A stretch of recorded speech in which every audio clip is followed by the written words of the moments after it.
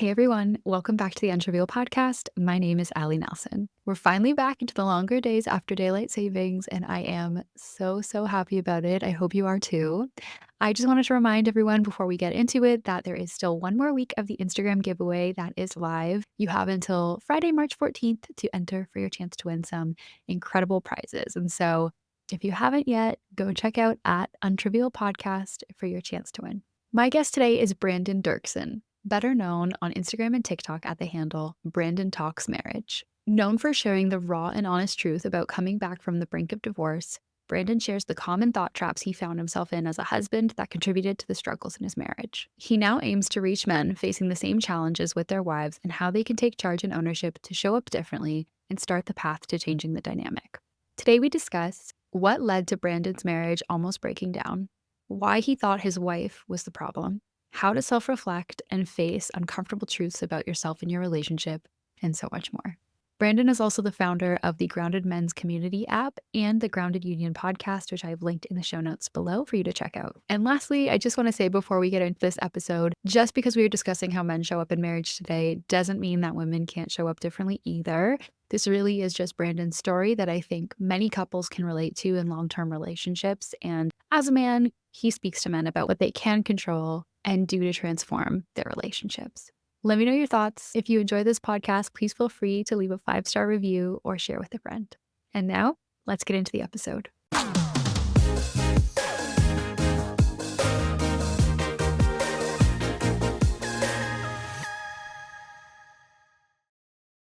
Brandon Doerksen, thank you so much for joining Untrivial today. How are you doing? Allie, I am so excited to be here. Really excited to be having the conversation today about marriage, about relationships. I think we're going to have a lot of fun and Yeah. we're going to go deep too. I want to make this practical. I want people to be able to walk away with some stuff today. So really excited for our conversation. Yeah, I have been following you on Instagram for quite a while. I love the content you produce talking about marriage, talking about your relationship. But for those who might not be so familiar with you, I would love if you could share a little bit about your background, about your page, about your story. Yeah, so I started my page at Brandon Talks Marriage, believe it or not, in May of 2023. So just Oh, not even a year wow. ago, I started posting. And the reason I started sharing my story is because my marriage had fallen apart back in 2019. And I know I'm not the only one that had a relationship that was falling apart. Luckily, we were able to come out on the other side with a story of healing and transformation. But so many people are stuck right now. So many men are stuck right now. So many women are stuck right now. And so I made it my mission to share the experience I had because there are a lot of things people are told when they're hurting. I don't know, Ali, if you've ever been told bad advice when you're hurting, it just hurts Mm-hmm. more. You go to somebody that you care about and they're well-meaning, they're good-intentioned heart. They tell you something that's just horrible advice. Yeah. And so what I wanted to do was share my story and give liberating perspectives primarily toward men that are stuck in their relationship right now so that they can get unstuck and not just keep getting the same advice from the same people, but actually have a piece of hope in some dude that's sharing on social media something fresh, something new. Because when we're stuck, we need something to interrupt us. And for me, I had several interruptions in my life, and now I've made it my mission for those couples that are ready to be interrupted, that are ready to have a new pattern created in their relationship. That's where my content comes in. That's what my heart is to interrupt that scroll on social media where you're like, what the heck is this guy saying? Why does he care about this? And it's because I experienced such a deep transformation in my own marriage with just a few subtle belief shifts that anybody can have. And that's what's so powerful about healing is all that you need to heal is already inside of you, regardless Mm-hmm. of what marketing tactics people use to make you feel like they have the answer that you need. The answer is inside of you. And so my heart and my mission is to make those answers known to you, to men, to women, that they have what it takes to create an incredible marriage with just a few shifts of belief that anybody can make anywhere in the world. And that's been my mission this last year. It started a long before this last year, but I've started sharing my message with the world and people are resonating with it. And it's been just an incredible journey to hear how relatable the things are I'm sharing with so many people. So that's a brief snapshot of the journey this far.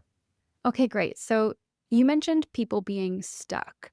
Is there a particular type of stuck or type of problem that you're seeking to help people solve in their relationships? Or what was your particular troubles that you were struggling with? You know, stuck comes in many forms for many people. For a lot of couples and the men I work with, the form of stuck I see is there's certain topics in the relationship, whether that's sex, Hmm. communication, emotional intimacy. So many women message say, "My husband just isn't present. He doesn't know how to be present. He didn't learn that when he was a kid." So there's these different topics, these different areas that are very common to all of us in our relationships, how we connect sexually, how we connect emotionally, how we talk to one another. And when we haven't gained the tools to communicate properly, for example, we just get stuck. The same arguments happen time and time again. Or if we're just emotionally disconnected, it doesn't matter what the topic is, we're just arguing. So Right. this stuckness that couples experience is actually not really the situation that they're trying to talk through.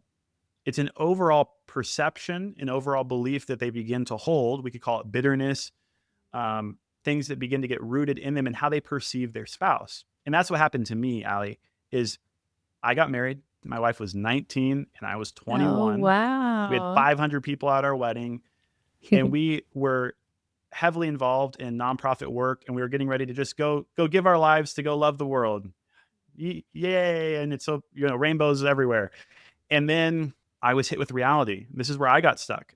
Is so many men feel like their wife is the problem. I'm going to mostly talk about men right now, as from my vantage point, because I'm a Hmm. man and I primarily speak to men. But Hmm. a lot of women are listening to your podcast and to my content. Yeah. I got stuck because I thought my wife Caitlin joined my life to just make me better, to improve my quality of life. So for me, in my upbringing and my perception, that was going to be in the form of verbal affirmation. She's just going to worship everything I do. She's going to comfort me when I'm sad and make me feel better. And Hmm. then she's going to provide sex and sexual fulfillment to me, regardless of my ability to communicate or emotionally make her feel safe. It's just these are just givens, right? When you get married, you just get Hmm. all these things. It's just what can I get from this? Hmm. And I was wrong.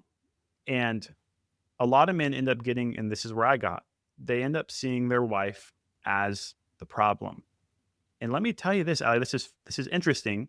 But for men listening and women listening, your wife is the problem. Now, here's why. You're going there along your life, and nobody's questioning these kind of things about your personality that aren't that pleasant. Nobody's really questioning the way you act at home by yourself. Nobody really Hmm. questions your kind of your secret life, we'll call it, or your unseen life from the public eye. But your spouse, if you're living together under normal circumstances, they see it all. And the reason your wife is the problem is because she might be the first person to ever bring up to you that you have flaws, that Hmm. you do things that cause her pain, that cause her emotional distress. And being faced with that for the first time is not pleasant when you realize, oh, I'm not perfect. And so what a lot of men do is they defend, they blame, and they deflect because it doesn't feel good to feel that feeling of shame. Oh, there must be something fundamentally wrong with me. My wife's bringing up all these things that nobody's ever told me about. So then we, instead of addressing the problem, which is, let's just say you're a non-empathetic communicator, where you just, your wife comes to you, hey, I'm upset. And you're like, okay. And you just move on. Right. Well, the problem isn't with your wife. The problem is you didn't have this, you weren't given the skill or practice the ability to communicate empathetically with your spouse, to validate their emotions. It doesn't mean your wife is wrong. It doesn't mean you're wrong. It just means you didn't have the tools. But people get stuck when they begin to perceive that their spouse is the source of their pain, not the situation itself. So we can only really work towards healing and health, Allie, once we begin to get curious. And that's what I tell Hmm. people is get curious. Become an observer of your dynamic instead of a victim of the dynamic itself. And not to say that there are not people listening today that are victims of emotional abuse. So I'm Hmm. not saying don't be a victim in the sense of just let what's happening happen to you. What I'm saying is for men, take ownership for the situation you find yourself in right now. If your wife is fed up with you, if you're fed up with you, acknowledge that. Because once you get curious and once you start to look at the dynamics at play in your relationship, that's when you're able to access the power to change, to heal, and to write a new chapter for your marriage. Yeah. I guess I love all of that, but I guess my mind goes to this devil's advocate place of couldn't men say the same thing of, okay, well, what if my wife is being the victim, or what if she has issues or she isn't responding to me empathetically? Like, does it go both ways in your mind, or what's your thoughts there? I can't control her. So yes, she does have, your wife has problems. Your wife has unhealed trauma. Your wife has ways of communicating that aren't perfect. And that's a great point. What I've seen, one thing I want to consider or want us to bring into the equation Mhm. is relationships where trust has been broken. So let's say, I'm going to again use the man as the example because these are the men I work with, where a man has broken his wife's trust. We'll say that's through an emotional affair, a Okay. physical affair. We'll say through some form of addiction. If pornography is a no-no in your relationship, that you've decided, hey, we're both not going to be viewing pornography separately or together. It's just not going to be a part of our relationship. And your Sure. husband has a secret pornography addiction for 10 years. That breach in trust, once that comes out, I kind of give the wife or the wounded spouse a free pass to feel and act as they need to for as long as they need to. Because so that I see that dynamic a lot where men have broken trust and then they're like, I don't get why my wife isn't forgiving me and moving on. It's like, okay, Right. let's leave her alone for just a minute. So that's one dynamic. Let's say there hasn't been a big break in trust. Okay, so we're at the playing field's even. And so what do we do with that? Again, I think it's still a similar approach of I can't control my spouse. What's really powerful though, and I learned this from G.S. Youngblood. He has a book called The Masculine in Relationship, a phenomenal book. And he eloquently describes that if you want your wife to change, the easiest way to do that is not to demand that she change, not to demand that she do a bunch of self-help work. Could work. I haven't She might be interested and she'll probably go to counseling with you. Hmm. But the easiest way to get your wife to change is to change the way that you're showing up into the relationship. So if you're constantly in strife, you're constantly arguing, Mm. if you show up in a different way, just by default, she's going to be like, who is this new guy? Why is he Right. why is he calm? Why does he feel more grounded? Why does he seem more relaxed when I'm upset? So basically, what I encourage men is you can control you, and this could go for women too. So if you want to take this on, it's valuable for any human being. Hmm. Is if you take ownership for yourself, you invite and you respond to the world with love and empathy and compassion, and you respond to your wife that way. By default, that's going to encourage her to give those same responses to you. So if you're acting from a self controlled place, it's going to invite her to do the same. So I'm inviting men just because I'm a man talking to other men to end the standoff by taking the first step, by Mm. making the first change. And she might follow your lead, she might not. It's always an invitation. It's never demanded, is what I would say. Yeah. And I appreciate that. It's being aware of exactly what you said, what you can control, and you can only control yourself in those situations. Obviously, you control also your boundaries, your actions, what you accept and what you don't accept, but also, yeah, all of your behavior and how you show up to your spouse. So I love that. What is your take on marriage today, or men's role in marriage and child rearing in 2024? My take on marriage today, that is a great question. I think it's interesting because whether you are from a religious background or not, this whole idea of marriage is this idea of two contrasting energies or polarities coming together for a stronger together than separate. At some point, we make a decision that we're going to join our life to someone else, and that decision is a really vulnerable one. It's one that says, I am better with you than without you, that I'm committed to experiencing these different phases of life with you without even knowing what's coming. But I'm like joining myself to you for better or for worse with all the unknowns that life brings. And that's a massive decision. And I think a lot of people, like I had said earlier, make that decision not for the wrong reasons, but with an incomplete picture of what that means. And so I think I'll say what I think the state of marriage is, and men's role in just a second. But I think something that would serve everybody listening who's married or considering getting married is, if you walk into marriage believing that it can and will be amazing, and that it will bring up stuff that you didn't realize that you needed to work on.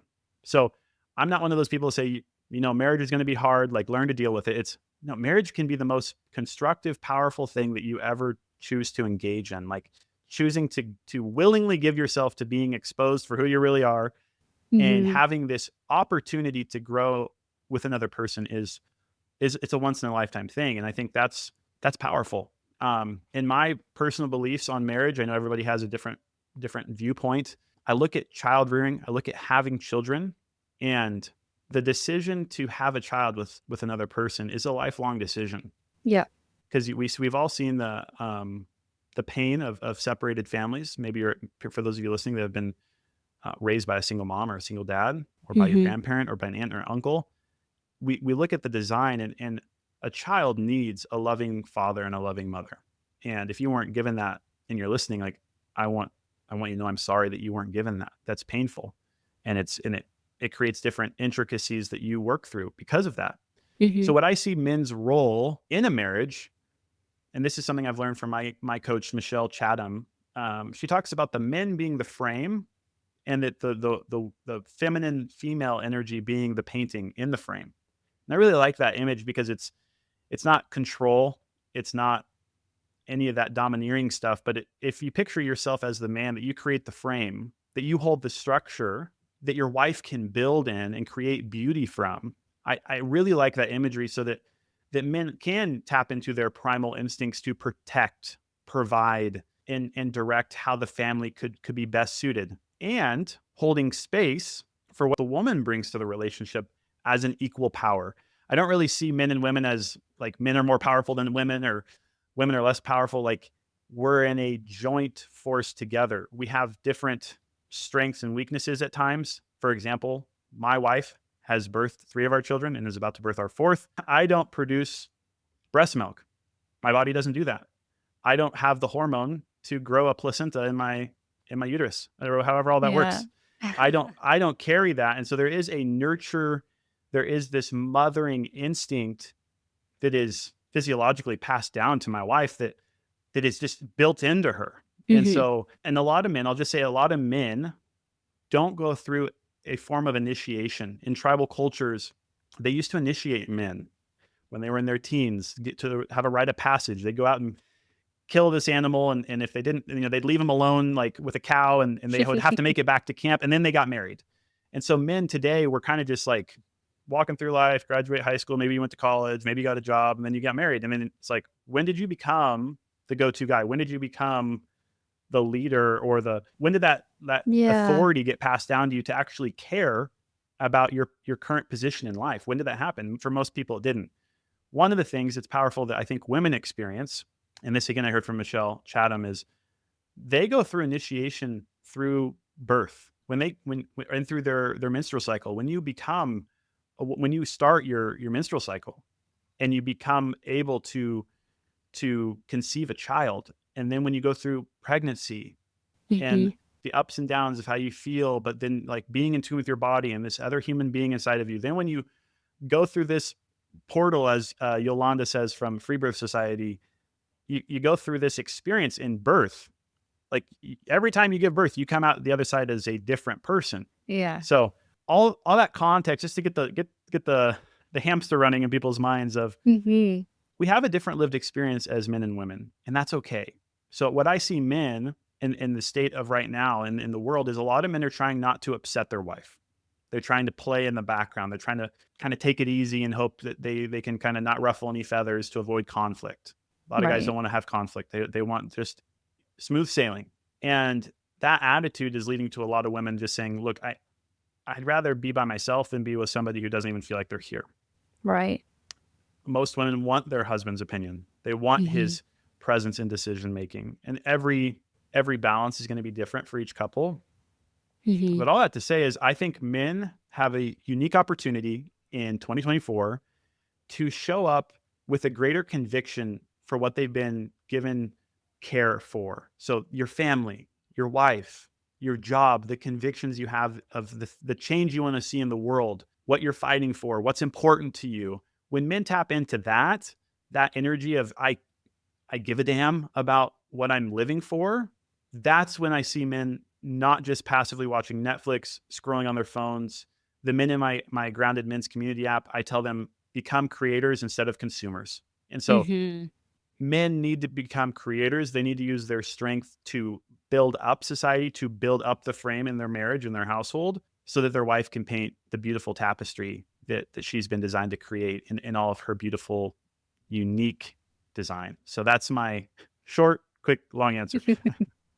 I love that, and I love that imagery of the frame and the painting, and what that means for the family and the home. Do you think that there is a crux of an issue, or do you think I mean, kind of just broadly or societally, we're hearing kind of struggle and pain in a lot of relationships. We're also hearing about a lot of successes, but I mean, in a lot of communities that I'm a part of, for example, I'll hear about women saying kind of very similar things, right? It's like, I do all of the home, like, labor.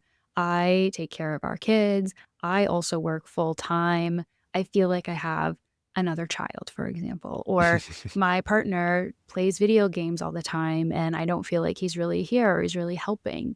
Or it's like he's helping, but he's not kind of like co-owning these Mm, tasks and these requirements of what our family really needs. yeah. So I'm hearing kind of that as a big cry for help, but do you think there is a kind of a singular issue, or it's kind of spread around and a bit of a mess depending on the relationship? Well, I think you depicted that really well. I think it's a twofold thing. I think it's one, men don't know how to be present oftentimes, and that Mm, men, so we'll call that dissociation, where they're kind of trying, because of the aching of, call it boring of their life, like they're not conquering a kingdom. They're not doing something that they find meaningful, maybe at work. Then they come home and they're bringing that lack of fulfillment to their home. If we'll call it the traditional, they're working and maybe wife's working too, but they just don't feel fulfilled in their endeavors. So we'll cover that in just a second. So being present, but then the second thing is vulnerability. Most men weren't taught how to be vulnerable. So a lot of men have a lot of secrets in their closet. So we touched on pornography addiction, emotional affairs. So those two things. Let's dive into both. So the yeah. first, being present, and then the second one's coming. So the first, being present. This is also from The Masculine and Relationship by G.S. Youngblood. He was talking about one of his coaching clients he was helping, and he always felt like his wife was a couple steps ahead of him in making decisions and planning things out.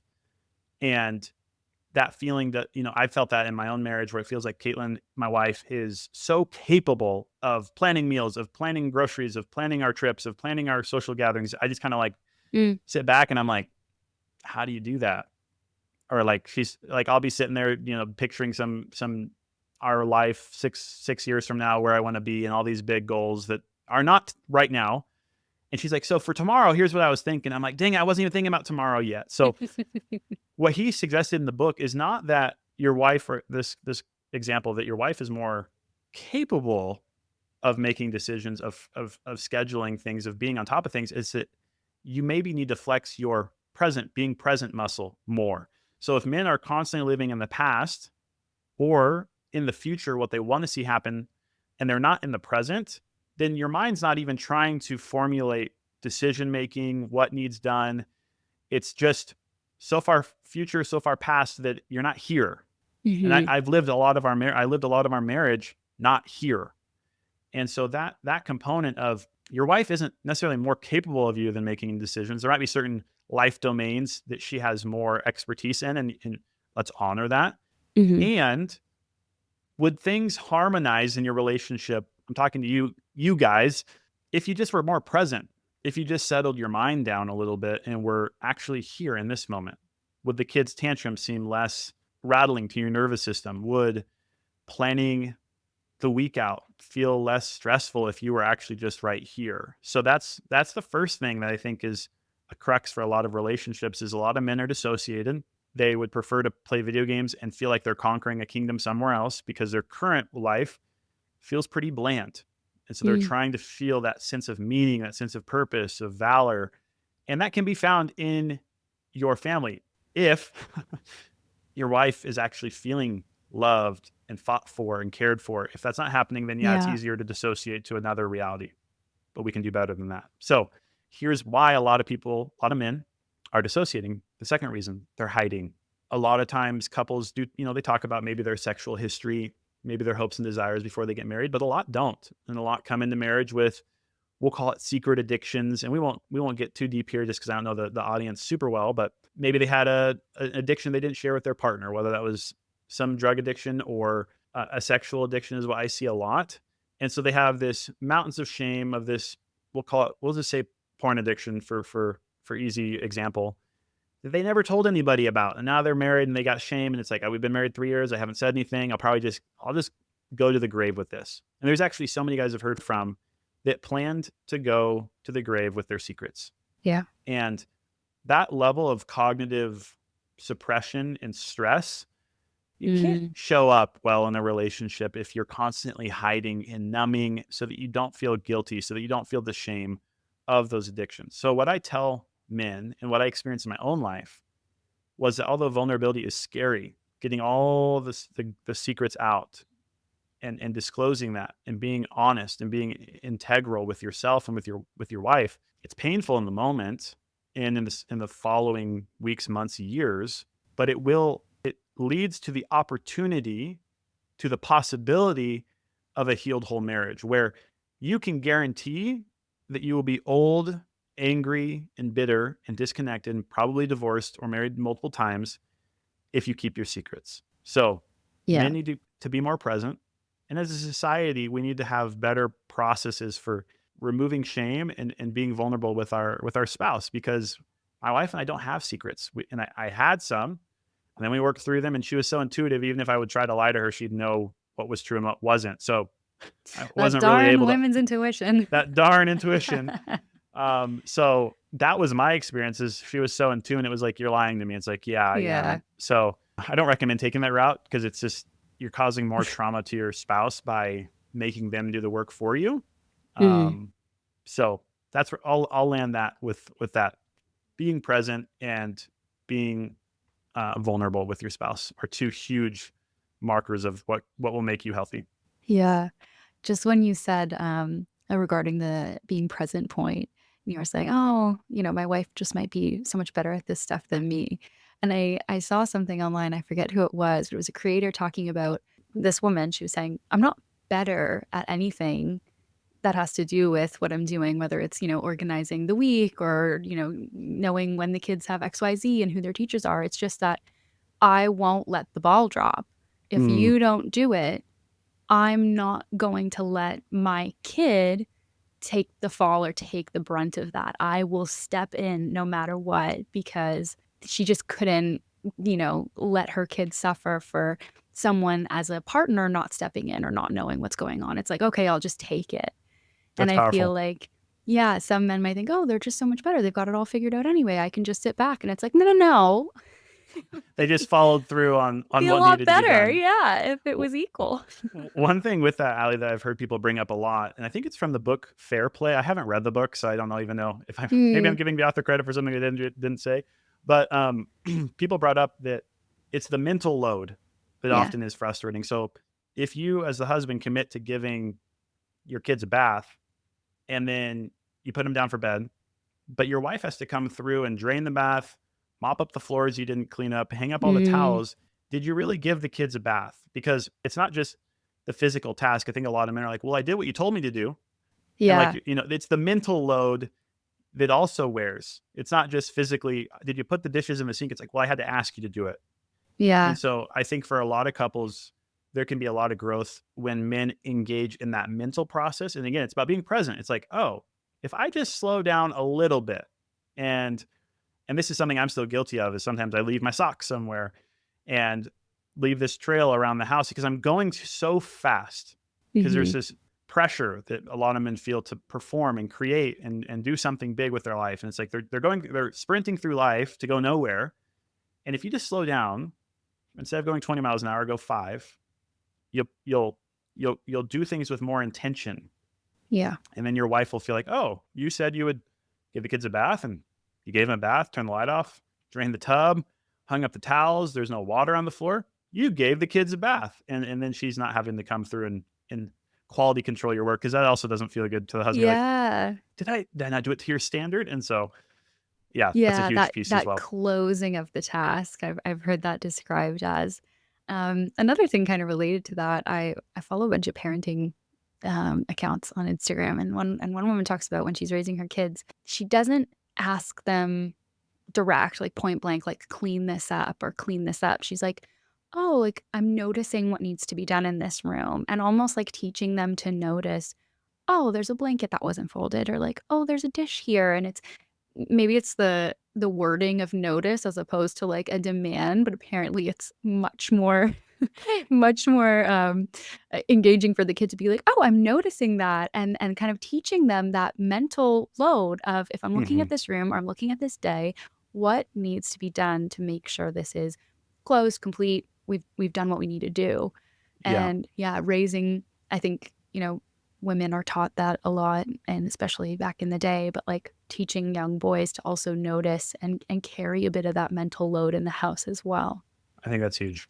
The other thing you brought up in terms of vulnerability, that made me think, I've heard a lot of people talk about the quote unquote feminization of men and saying like people are trying to make men more feminine and kind of using that as a counterpoint to things when we say, we want you to be more vulnerable or something like that, more Hmm. emotionally in tune, and men almost hearing that as, well, that's not masculine. Like why would I do that? What are your thoughts there? I think that's a great question. I'd say I'm probably more on I went more on the feminine side as far as trying to heal my own, we'll call it my own masculine frame. Initially, for me, it was in nonprofit Christian spiritual work. So, like in that line of work where you're caring for the needs of others, where you care about the poor, where you're helping others, that's much more in the on the feminine side of things, which I always kind of laugh. We talk about masculine and feminine Yeah. energy. It's kind of like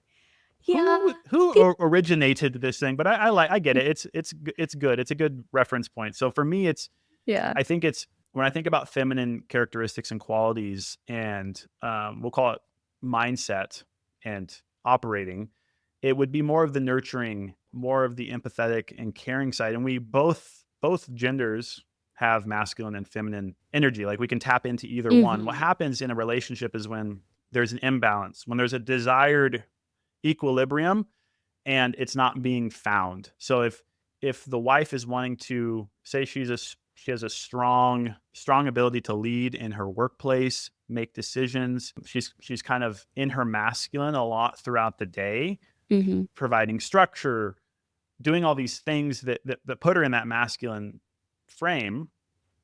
If she comes home and has to continue to be in that masculine frame because maybe we'll say the husband isn't providing any of the structure, it can just create a flat relationship where if you're wanting to have some variety, some polarity where you're not both like where she can actually go back into her feminine and be like, I'm just kicking my feet up. I'm just going to be here in this Yeah. space. I'm going to be reading a book and journaling and drawing. I'm not saying that's not what feminine energy is, but that's an example where then she can kind of lean back and let you provide some structure. So that's where I see the imbalances becoming an issue. For me, what I would say in my feminine energy would be going hyper emotional or being emotional or overly sensitive and seeking validation from my wife of if I'm processing something accurately. So kind of over verbalizing what I'm feeling and thinking on a constant basis instead of internalizing using some masculine energy to just solidify that on my own. So that's Right. how I see it in my life is that imbalance that we've experienced. I could see other couples. It's basically what roles are you wanting to play for each other? And you two can decide that. So if let's just say the husband loves cooking, creating, he's an artist, he's in that creative flow a lot more. Yeah. It's just whatever works for the relationship. Yeah. So more of it is it how the communication takes place and how some of those logistical things occur. If your wife is not a handyman. She doesn't like doing things around the house. They're foreign to her. She doesn't have capacity. She's raising 4 kids and the plumbing breaks and you just leave her high and dry to figure it out on her own. That would be a time when it's like, hey, what, I was kind of wanting to defer to you Mm. as kind of the masculine frame to make sure that the house isn't flooded when you get home from work type thing. So that's how I see it coming into play is just having a balance that feels right for your relationship. Yeah, and I love how you call out it's different for everyone because I think, yeah, we used to subscribe a lot more to those gender norms, and now it's like, well, there's plenty of women who are like really handy and like redo a whole home top to bottom. It's so Exactly. impressive. And that doesn't necessarily mean, y- the man of the house should do that or what have you. So, yeah, totally different per person, per relationship. I think a lot of women follow you. So I want to talk a little bit about your groups and your channel. Yeah. Um, and I know you get a lot of support from women because I think a lot of times you're explaining and you're addressing things that they feel that oftentimes they don't hear a man say or speak Yeah. about. It comes a lot from women, and you're kind of this rare man who is Mhm. kind of sharing those same thoughts and feelings and talking to men and kind of calling them in. Do you get resistance from men because you're trying to call them in a way that feels similar to kind of how women explain their frustrations? That's a great question. I don't get a lot of frustration from men. The biggest, well, we'll say the biggest comment I see is women saying, can you put this on his For You page, not mine?" So that's a comment. I get the occasional message from a guy who says, "Well, what about her?" Kind of that initial question we talked Yeah. about. And if I engage with the guy asking that question, he can't even like talk to me with first grade grammar or humanity. So those guys aren't actually looking to make improvements to their relationship. They're just kind of Trolling. frustrated and don't care. So Yeah. I actually haven't had any guys reach out to me that are like, "Hey, I genuinely believe in this. I don't agree with you. You're Mm, wrong." Like it mm. just hasn't. I haven't had that. I only get guys that are just frustrated themselves. And so the reason I talk from the perspective I share on my channel is I want to kind of get through to the guy I was 5 years ago and make it attractive. And for lack of a better words, I want guys to see what I'm doing and see where I'm coming from and be like, he's got a point. Because most guys that are in a breaking point or in a place of being stuck aren't generally seeking help or seeking resources for a specific thing. They're just stuck. They're spinning. They don't know what to do. So a lot of times their wives are looking for resources, are looking for answers. And so I recognize that a lot of the initial touch point for how people will get connected with me, how men will end up working with me is through their wife sending a video to them. And Mhm. so I recognize that. At first I was like, this is kind of weird. Like, why is 90% of my following women? Like, I don't, am I doing this right? And I was like, well, yes, I am. Because if a guy is going to make some changes in his life, and like imagine a guy that's working with me that's in my Grounded Men's Community app that tells his wife, "Hey, I'm going to try doing these exercises that Brandon told me to do." She's going to be like, "Yes, you are," because she already trusts that my heart is in the right place, that I'm giving him advice that's sound. So there's a lot less resistance when men start to make changes if their wife's already on board with the material that they're being exposed to. So I see it as this kind of 1-2 punch of like, your wife trusts me, even though I'm not even talking to her, I'm talking to you. And now when I talk to men, they're like, "So how did you guys make it to the group?" My wife sent me Brandon's videos. So it's kind of funny. And then I tell the guys that I'm like, "This is perfect." So now when you make changes and say, "Brandon told me to do this," there's not going to be resistance. So like that's my heart. Also, I was just a few beliefs away, like I said at the beginning of the podcast, from making significant changes in my life. If my wife wasn't actually the problem, just her exposing the problem was the problem. So it wasn't her, it was actually just a thing in me. If I would have been able to get curious earlier on in our marriage, the first 5 years wouldn't have been the hell that they were. And so what I want to do is kind of interrupt that thought pattern for people scrolling like, ah, is my wife really the problem? Is she really the source of all my pain? Or is it my lack of belief that I have what it takes to change, to heal, and to mature as a man? That's ultimately what we're going after, not your wife criticizing you. She will stop criticizing you the moment you're present and engaged in her life. And so let's focus on that.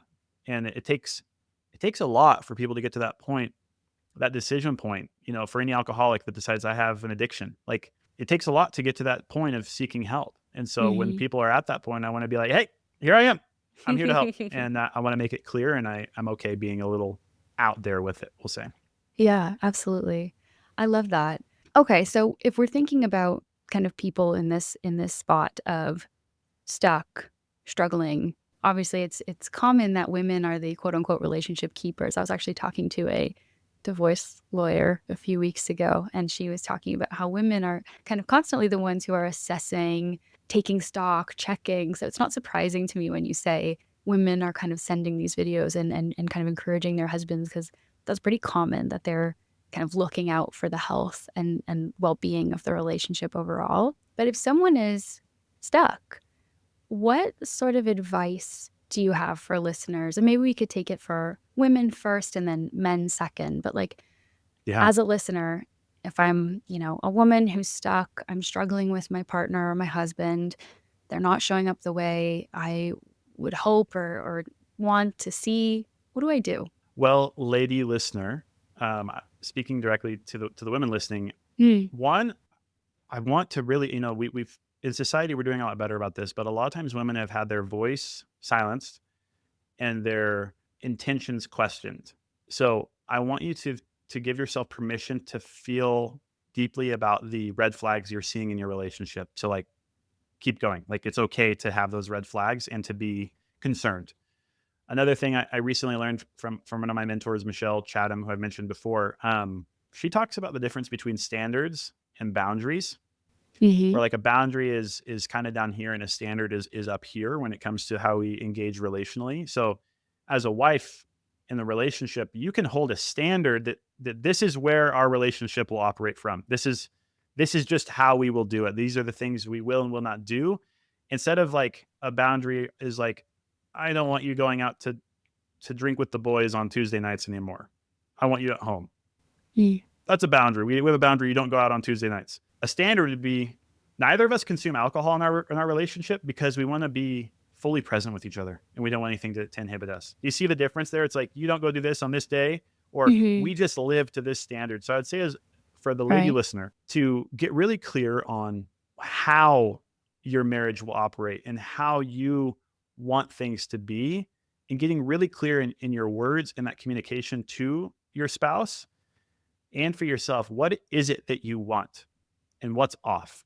And ultimately, you're raising the water line, you're raising the bar where it's like, he can't really just like look at you and be like, hmm, I don't know if I agree with that. It's like, this is just the standard we have for our relationship. We are going to be connected to this degree. And it sounds controlling, but it's liberating once it's like accepted. It's like what person doesn't want their spouse to want them more? So for women that want more. Because like I used to want my wife to want less. And it's like, why? What a miserable pursuit to try to get your spouse to want less connection with you. So for Mm. the women listening, I want you just to have full permission to want and to continue to visualize and speak out the type of connection that you desire. Question though, what if those desires conflict with a man's desire? So like we'll use the drinking on Tuesday nights, for example. Say that's like his boys' night and like his Hmm. opportunity to connect with his friends. It's really important to him for reasons other than, drinking, but that might Sure. be a part of, going out and like connecting with the boys. And like, do you see issue with someone being like, oh, you can't, like, I don't want you to do that anymore? Well, I could see different types of issues arising. One, if it's kind of like a controlling, I just want you home all the time so I can kind of keep you coddled and away from the outside world. That's one thing I would probably encourage away from. One thing to consider is that when you get married, the people you hung out with before you were married sometimes were influencing you in a negative way. So let's play with this concept of if going out with the boys means you're going to a strip club, or Oh, maybe it's not raunchy, but I just hear too many stories to think like, oh yeah, going out with the boys. It's like, well, are all the other guys, do they all have the same standard of living to you? That's question one. If mm, it's a yes, then it's like, okay, is it just the timing that's off? Is Tuesday a really full day for both of you? And would it be better to talk about a different night? So I would okay. say if there's some if we got all the morals in place and these guys aren't making you a pathetic man, then I would say let's figure out the counter for the man if your wife's like, I don't want you going out. It's like, hey, these 2 hours allow me to show up. Like talk about the value for you as a man. Like, these allow me to show up better for our kids, for our relationship. Mhm. Because it's 2 hours is you're with the kids 2 more hours on Tuesday. Can we find a spot in the week where you can get this time, whether that's going out with other women or for you to go get a massage twice Right. a month, that type of thing. I would always look for the not the Okay. give and take, but to provide Yeah. some I was balance. curious if there was, like, a negotiation piece to it, or it was like, "This That is our seems new standard." that seems fair. Yeah, let's negotiate. And then frame the question for me again for how to answer for the men, because I forgot exactly how Uh, you asked the question. yes. Okay, so if you are a man in a relationship and you're stuck, and maybe you're in that mindset of, "My partner or wife won't stop criticizing me or telling me I'm not showing up the right way, Yeah. and it's really bothering me, but I just want it to go away." Yeah. What do you Well, do if you're in that mindset? perfect. So if you're a man in that situation where she's critical, flat, things are not like they were when you were dating, I would just get clear on what isn't working. So I would just ask yourself, like, what is she actually upset about? Not in the moment, because when you're emotionally activated, you're kind of like you can't really think Yeah. clear. So I would journal, just what's off in our relationship, what's coming up for us. The other thing that can help a lot of men kind of get back in the game is to emotionally thaw out. So a lot of men try to shut down emotion. And one of my counselors talked to me that basically anger, you can't shut down.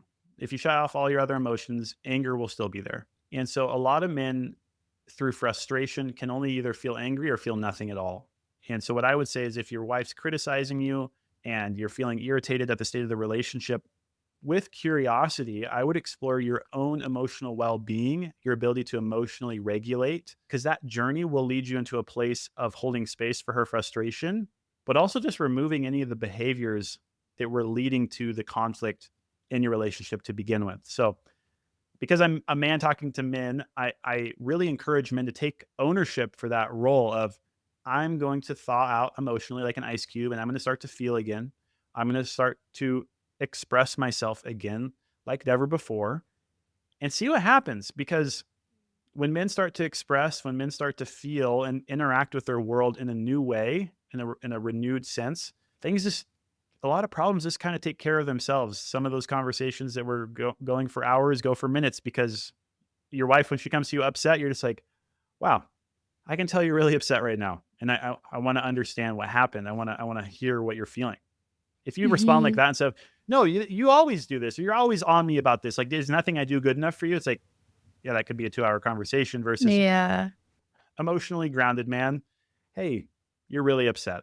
And kind of being empathetic, but unaffected in the negative sense by your wife's emotional response.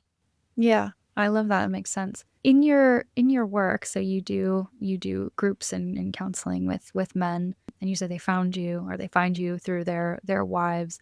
What does that work look like when you're working with them? Yeah. So through I have an app for men. It's a community app. It's called the Grounded Men's Community app. What I'm really helping men do is one, renew the emotional piece of it. So we do a lot of exercises, embodiment exercises, breath work, different body movement to just get men back in their body. So when men start to feel again and be okay, like most men just don't feel their body. They don't know the sensation, what emotions are, what they're meeting, and how to kind of navigate that whole emotional world. So I want to help men kind of become emotional powerhouses. So we talk about emotions a lot. And then inside of the community, I also help men use different conversation tactics to be able to communicate and validate what their wife's feeling instead of defending and blaming. So we talk a lot about how to do conflict well, how to Mm. have those conversations. And then we do talk about the sexual intimacy piece for men to know, to understand their sexual history, to not have any shame and to be able to express themselves sexually within their marriage in a healthy, vibrant way. Because most men, if they grew up in a religious background, have tried to shut down sexual desire as a means to be healthy. And we actually have to embrace sexual desire and express it in the confines of our marriage to have a vibrant sexual fulfillment. So we talk, those are the three core things is emotion, sexuality, and communication and conflict. We do that through group coaching. Guys post their thoughts, they share situations, and guys are really encouraging one another and going deep. So I'm just a small component of all the success these men are having. it's them taking the action and walking with each other where I see a lot of the victory and the transformation taking place. I think it's so true. I think, women, our whole lives, we're it's okay for us to be emotional, and like no one's ever tried to shut down. I mean, in certain cases, try and shut down women's emotions, but it's Sure. broadly, widely accepted that women can cry, can feel, can talk, can Yeah. go deep in their friendships with their, partners, with their parents, whereas men have had to keep a lot more in. It's not surprising in any way when women are saying, "Oh, he's not like emotionally attuned," or like Mhm. the emotional maturity is different. It's like, of course it is. Yeah. You've been practicing since you were born and he's Right. hasn't. So I love that kind of focusing on building that emotionality and presence in your body. Last question, because I know we're running a little out of time, but actually two more questions for you. Yeah. If listeners could take one thing away from you, your channel, our conversation today, what would you want your message to be? It's completely worth the journey. Just starting, choosing to heal. I want people, men and women, to know that truly giving yourself to healing your marriage is the best decision you could make. I love that. Okay, last question. Where can people find more about you and get connected? Yeah. Well, Ali, I know you're going to post some helpful links in the show notes of this episode. Mhm. Outside of that, give me a follow. I'm on Instagram and TikTok at Brandon Talks Marriage. Send me a DM. Let me know your thoughts on the episode. And I also have my men's community app and my women's community app, which we didn't dive into too much in this episode, but my Grounded Men's community app. I host a weekly live coaching call, and I offer resources and courses for men inside of the community to win back their wife's trust, respect, and affection. Those are our goals there. And so Allie has some links for you guys. And just want to thank you, Allie, so much for giving me the opportunity to share my heart. If there was a takeaway from today's episode, please send me a DM so I can hear from you. I would love to connect. Amazing. Brandon Doerksen, thank you so much. Awesome. Thank you, Allie.